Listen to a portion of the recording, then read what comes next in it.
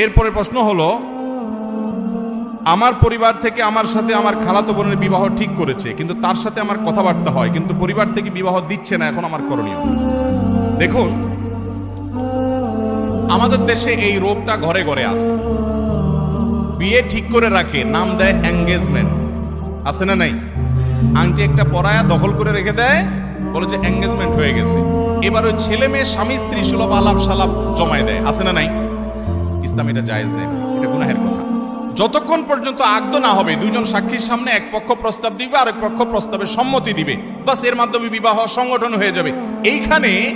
এখানে ফার্দার কোন অবস্থাতেই আপনি আগদ হওয়ার আগ পর্যন্ত স্বামী স্ত্রী সুলভ আলাপ সালাপ জমাতে পারবেন। এঙ্গেজমেন্ট হলে বিয়ে হয় না, আগদটা অন্তত করে নেন। অনেক বাবা মা আর আছে এগুলো না বুঝার কারণে সন্তানদেরকে জেনার দিকে ঠেলে দেয়।